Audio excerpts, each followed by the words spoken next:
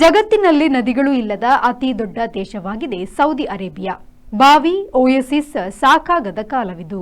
ನದಿಗಳು ಇಲ್ಲದ ದೇಶಗಳು ಈಗ ಕುಡಿಯುವ ನೀರಿಗೆ ಡಿಸಾಲಿನೇಷನ್ ಎಂಬ ಉಪ್ಪು ಕಳೆ ತಂತ್ರಜ್ಞಾನವನ್ನು ನಂಬಿದೆ.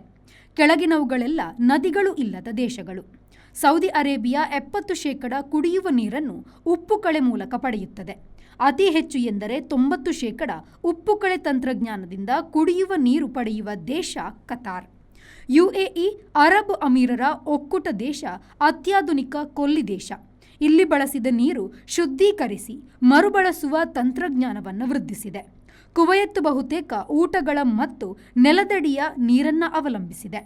ಬಹರೇನ್ 60% ಕುಡಿಯುವ ನೀರನ್ನು ಡಿಸಾಲಿನೇಷನ್ ಮೂಲಕ ಪಡೆಯುತ್ತದೆ.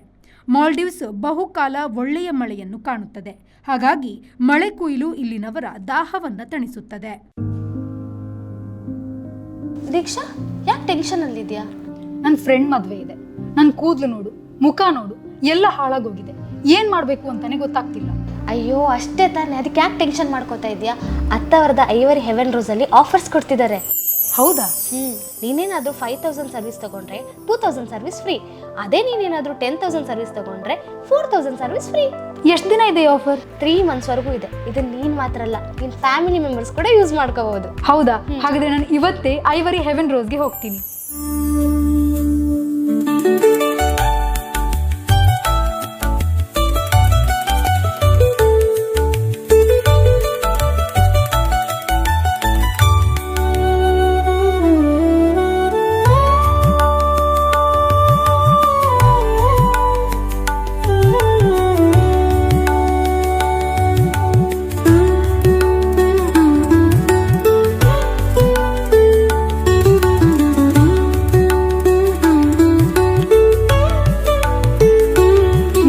ಫಂಕ್ಷನ್ಗೆ ರೆಡಿ.